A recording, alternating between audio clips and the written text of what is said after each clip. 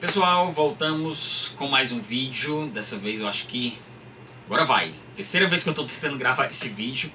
Tive problema no arquivo, tive problema com as luzes. Se vocês separarem as luzes aqui de trás, todas queimaram.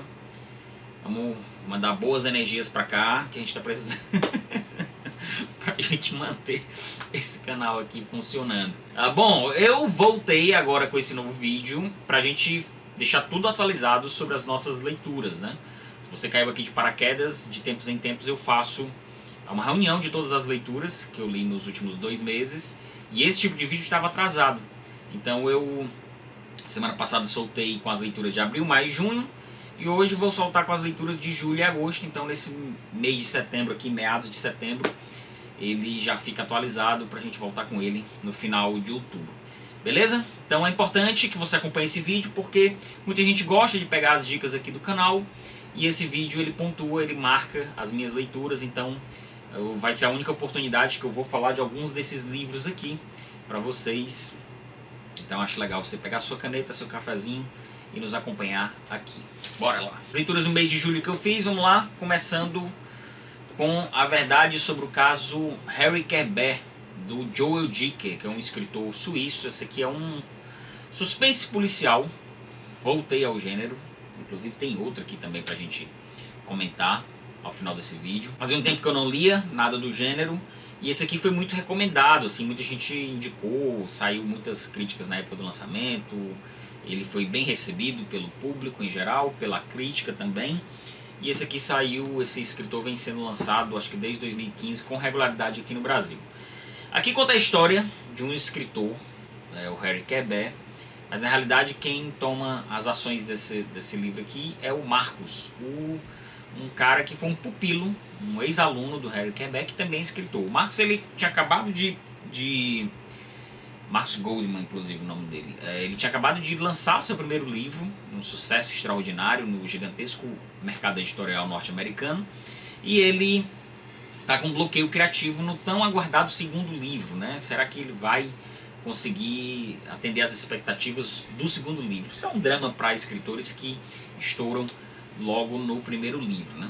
E aí a gente vai acompanhando esse bloqueio criativo ali, desenvolvimento do personagem, a gente vai conhecendo esse personagem, até que ele, num ato de desespero, ele precisa recorrer ao seu antigo tutor, a quem ele não falava há algum tempo, que é o Harry Kerber, um professor, também um ex-escritor, professor de literatura e um ex-escritor de literatura do Marcos.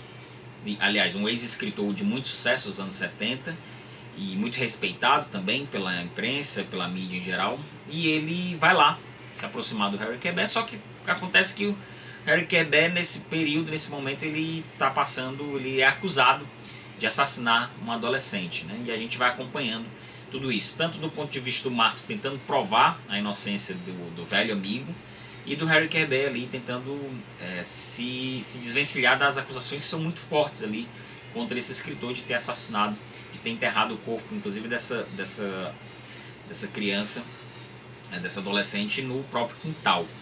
É uma história bem intrincada que se passa ali em meados de 2008, por volta de 2008, durante as eleições norte-americanas, do primeiro mandato do Barack Obama contra o John McCain. Só que o autor, o grande problema desse livro é que ele tenta dar um tom político assim, em determinados momentos, em dar esse contexto político, e ele fica muito superficial, sabe? Ele tenta envolver politicamente o livro, mas fica tudo muito superficial. E a própria ideia que ele tenta fazer aqui, uma meta-literatura, né, de contar a vida desses escritores, o jovem escritor de sucesso, ganhando muito dinheiro, e o escritor que teve isso 40 anos antes, também muita fama, muito prestígio. A própria tentativa de fazer um jogo de metalinguagem, ela se perde, ela fica muito presa. E além disso, além dessas dificuldades do livro, ele tenta, no final, ele tenta massacrar o leitor com vários plot twists em sequência, assim, para tentar fazer um efeito surpresa muito exagerado, sabe? É até bom, assim, o final tem até alguns elementos que poderiam ser aproveitados, são bem apresentados, mas não são bem desenvolvidos. E aí eles não são bem desenvolvidos porque ele precisa estar todo tempo mostrando novos plot twists ali na sequência, sabe? Mas desses livros que a gente não para de ler, típicos do gênero, né? Que a gente de certa forma acaba se envolvendo, mas ele tem essas questões, esses problemas. Mas fica aqui pontuado a verdade sobre o caso Harry Quebert, que saiu aqui pela Intrínseca. Tem outros livros, eu adoro essa capa é bem bonita, né? Tem outros livros que saíram também desse escritor, como eu falei, aqui no Brasil. E aí no mês de julho eu só fiz 2 leituras, né? Para o que eu encerrei o mês de julho foi isso aqui, Para o Meu Coração no Domingo, da poeta polonesa Wisława Szymborska. Ela foi vencedora do Prêmio Nobel de 96, é o primeiro livro que eu leio dela, e eu acho que eu entrei bem nessa minha escolha dentro da obra dela, porque esse livro aqui é uma coletânea, uma seleção de todos os livros que ela publicou. Então a gente tem aqui de 50, para vocês terem uma ideia do quão abrangente é essa obra. E a gente tem aqui de 1957, a luz está estourando, né? Do primeiro livro dela até 2012, salvo engano, até 2012, que é o Chega, é o último livro publicado por ela. Então a gente tem ali 6, 8, 10 poesias de cada livro dela dentro dessa longa carreira, e a gente tem uma noção de um estilo, de uma estética escolhida pela Szymborska, de fazer uma poesia cotidiana e muito satírica, sabe? Ela tem uma certa ironia, uma certa sátira assim, dentro da poesia dela, que é muito perspicaz, assim, traz uma perspicácia na narrativa, no texto, na poesia, muito interessante. Eu fiz várias marcações aqui no livro, eu gostei bastante dessa escritora. Essa edição é uma edição bilíngue, então tem na página direita a tradução e na página esquerda a versão original em polonês. Eu nem cheguei a cotejar porque eu não falo polonês, então o que tiver no lado esquerdo em polonês eu vou aceitar numa boa. Mas foi traduzido direto do polonês, então é uma edição que vale muito. E tem outras publicações da escritora aqui no Brasil também. Um Amor Feliz e Poemas. Foram 2 livros publicados anteriormente aqui, todos saíram pela Companhia das Letras. Eu recomendo demais que você leia essa escritora, essa poeta. Vale muito a leitura. Eu deixo como recomendação aqui para vocês, encerrando o nosso mês de julho. Vamos agora para o mês de agosto. Em agosto eu peguei essa coletânea de contos aqui, o Cine Privé, do Antônio Carlos Viana, um escritor brasileiro. Ele é de Alagoas, é de Aracaju, e viveu muito tempo no Rio de Janeiro, Paris e Porto Alegre, né? É o que diz aqui. Viveu no Rio de Janeiro, Porto Alegre e Paris. E é um cara que se dedicou ao conto ao longo da sua carreira, né? E o Cine Privé, ele é um cara absolutamente conciso assim nas palavras, contos muito curtos, 2, 3, 4 páginas, ele não se alonga muito, mas ele escolhe personagens muito marcantes e faz aquela velha metáfora do conto, né, para dar um soco ligeiro, rápido, resolver a história ali de forma muito concisa, o que é um talento extraordinário, né? O Antônio Carlos Viana, ele tem essa capacidade narrativa de ser muito conciso, muito objetivo, de fazer diálogos muito certeiros, de montar o livro como sei lá como é o processo criativo dele, mas parece assim que cada palavra tem uma necessidade ali, um objetivo específico para se montar aquela história, né? E todas as histórias, a grande maioria das histórias, elas passam pela solidão, pelo desencanto, pela finitude, né? Pela morte que se aproxima. Muitos personagens aqui são idosos, são pessoas na terceira idade, que estão em dificuldades, que chegaram ao fim da vida sem esperanças, sozinhas. Então isso passa muito por vários desses contos. E o título, o conto título, né, o Cine Privé, conta mais ou menos, sintetiza muito bem isso, de uma figura de um cara que é um zelador de um cinema pornô, e ele tem nojo do emprego dele, de limpar ali aquele ambiente, não vive bem o seu casamento, ele não tem um conforto na sua casa. Então são personagens que estão sempre ali numa espécie de desamparo. E é muito típico da obra do Antônio Carlos Viana, que infelizmente, me parece que os livros dele que saíram pela Companhia das Letras estão todos esgotados. Eu não sei confirmar, dar essa informação com certeza para vocês, mas parece que estão todos esgotados, mas acho que você acaba encontrando aí algum seminovo, usado, num preço justo. Fica aqui a nossa recomendação dos textos do Antônio Carlos Viana com o Cine Privé. E aí eu fiz a leitura do nosso terceiro livro daquele projeto 35 livros para ler nos próximos 5 anos, né? Eu fiz 35 anos esse ano, e aí em maio eu soltei esse projeto, que a minha ideia é para selecionei ali 35 livros para a gente ler nos próximos 5 anos, ao longo de 5 anos. A gente já está no terceiro livro, que era tinha dedicado agosto e setembro para ler esse livro, acabei lendo ele todo em agosto mesmo, que é o Teatro de Sabá, do Philip Roth. Se você quiser saber mais do projeto, eu vou deixar o link para você acompanhar e ver lá a lista dos livros completos. Quem sabe você já me acompanha agora em outubro, que a gente vai ler o 100 Anos de Solidão, do Gabriel Garcia Marques, em outubro, novembro. Acho que eu vou dedicar esses 2 meses para ler esse livro e trazer vídeo aqui para vocês. Mas enfim, o Teatro de Sabá, do Philip Roth, é mais um Roth que eu leio, né? Acho que é o 10º livro dele que eu leio. Sem dúvidas é um dos meus escritores favoritos. E esse livro aqui, ele recorre ao tema do sexo, né? Ele traz os seus personagens, os personagens do Philip Roth, eles são todos repetidos ali, homens brancos que moram no leste dos Estados Unidos, ali Nova York, New Jersey, de meia idade, em crises existenciais ali, vivendo questões de muita angústia com a sua velhice, chegando ali, se aproximando. E judeus também, né? São todos personagens judeus, homens, brancos, enfim. São muito repetidos a base dos seus personagens, né? Mas como um grande escritor que ele consegue colocar cada um desses personagens em situações diferentes, em novas situações, e que aí ele se projeta arrancando ali do seu texto ali o melhor no sentido crítico, da sua visão muito crítica sobre a sociedade norte-americana.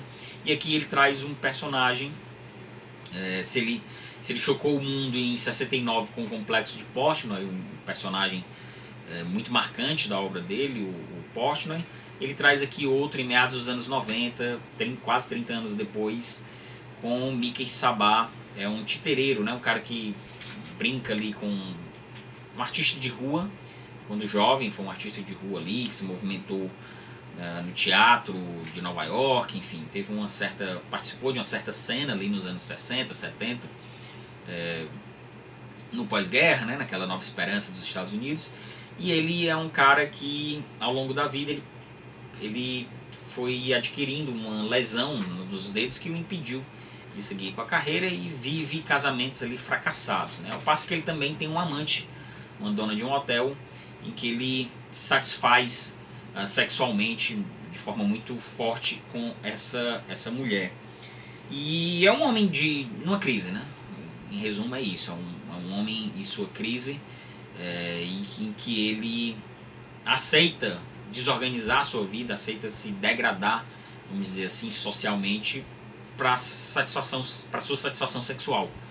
Então o Roth ele faz um texto em que a gente consegue dar risadas das situações que esse homem se coloca, ao mesmo tempo que a gente consegue na sequência sentir nojo, sabe? De sentir repulsa por esse ser humano que vive numa eterna montanha-russa, em eterna crise, e em determinados momentos ele não está em crise, ele está muito consciente do que é que ele quer, do que é que ele quer seguir em frente, por aquele prazer efêmero, mas depois ele se sente um derrotado, né? Ele cai de novo numa dificuldade ali existencial, numa dificuldade social, e tem um final assim que eu considero até apoteótico, assim, uma sequência muito bem feita do que esse cara se propõe a fazer ao longo da sua vida. A gente vai acompanhando aqui. O livro ele segue uma série de flashbacks que o Roth costuma fazer, né, nos seus livros, e também um momento presente ali, o tempo da história presente que se passa nos anos 90, e aí a gente vai recorrendo aos anos 40, aos anos 50, a sua base familiar, dos seus pais, do seu irmão que morreu na guerra, e a gente vai conhecendo essa figura, os seus traumas, até a gente ir ligando os pontos que estão acontecendo ali na crise do momento ali nos anos 90, em meados dos anos 90. Fica aqui a recomendação de mais um livro. Eu estou devendo a resenha de 2 livros, né, do Philip Roth, esse aqui, que eu ainda não sentei para escrever nada, e a Pastoral Americana, que está faltando só fazer uma revisão para a gente concluir e fazer aqui, gravar o nosso vídeo com os meus apontamentos sobre Pastoral Americana também. 2 clássicos que ele lançou em sequência, assim. Acho que Pastoral Americana é de 97, esse aqui é de 95, se eu não me engano. E aí a gente deixa tudo... Acho que eu gravei quase tudo que eu li do Roth aqui no canal. Você pode acompanhar, beleza? E por fim, pessoal, pra gente encerrar nosso vídeo e deixar esse vídeo atualizado aqui, esse tipo de vídeo, eu li o talentoso Ripley, da Patricia Highsmith, que ela é uma das grandes escritoras do gênero policial, né, do thriller policial, do suspense. E aqui o Ripley, eu tomei a iniciativa de ler esse livro, que é considerado um clássico norte-americano, porque saiu a série na Netflix, né, o Ripley, a adaptação do Steve Zalian, que é um grande roteirista e agora está dirigindo, escreveu também, adaptou esse livro divinamente bem para uma minissérie e criou um ar até mais soturno, menos solar do que o livro, aquela primeira adaptação de 99 com Matt Damon trouxe, né? Ela traz uma Europa menos solar, apesar de se passar no verão ali da Itália, em que o Ripley, esse sujeito que vive de trambiques ali em meados dos anos 50, pequenos trambiques ali de aposentadoria, enfim, ele é um cara frustrado do ponto de vista financeiro, muito frustrado, e ele quer ser rico, quer viver uma boa vida, mas é um bandido, um pequeno bandido ali que fica fazendo esses crimes financeiros.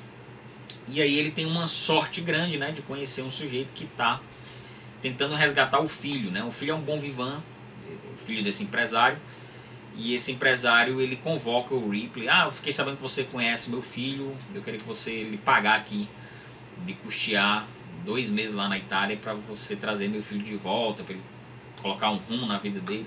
Aí ele vai lá, e ele realmente coloca um rumo na vida do Richard Griehliffe. Ele resolve se passar pelo Richard Griehliffe a partir da Itália, e tem um grande jogo de cartas aqui, de troca de cartas, de mensagens, de não se reconhecer o remetente, do destinatário não ser enganado pelo remetente. Thomas Ripley vai se passando por Richard Griehliffe, assumindo quem foi Richard Griehliffe, né? Diferente do Joe Dick aqui com o seu caso Harry Kerber, a Patricia Highsmith, ela consegue trazer questões mais agudas socialmente, sabe? A gente fica sempre numa dúvida sobre a sexualidade do Thomas Ripley, e como essa dúvida vai trazendo uma carga emocional, uma carga dramática muito profunda para o livro, né? A própria figura do norte-americano na Europa, ela pontua muito bem aqui. É um grande livro, assim, gostei muito do livro e gostei ainda mais da série. Eu acho que a série consegue trazer novos elementos imagéticos assim para adaptação, muito bem feitos, muito profundos. E para eu que estou estudando cinema, eu adorei assim acompanhar a percepção do ponto de vista de roteiro, né? De acompanhar o roteiro mesmo, o desenvolvimento das personagens, é incrível. E eu recomendo muito a série e o livro. Depois acho que eu posso fazer até um vídeo daqueles que eu já tenho feito aqui no canal, né? Indicando adaptações cinematográficas. Beleza? Fica aqui a recomendação também. E a gente acaba encerrando aqui o nosso vídeo de leituras com essa pilha aqui só de 5 livros que eu li julho e agosto. Então fica a recomendação. E eu quero saber de vocês quais são os livros que vocês leram, né? Eu quero aqui nos comentários que vocês me passem dicas também, isso é muito importante. E além disso, se você chegou até o final do vídeo, eu agradeço demais. Todo mundo que chega ao final do vídeo, isso é muito importante, isso aumenta a nossa retenção aqui, aumenta os gráficos do YouTube, os gráficos que a gente quase nunca consegue entender a dinâmica desses algoritmos, enfim. Para aquecer esses algoritmos, eu preciso que você dê um like, comente, se inscreva no canal, compartilhe esse vídeo. Isso é muito importante pra gente. Beleza, pessoal? Valeu!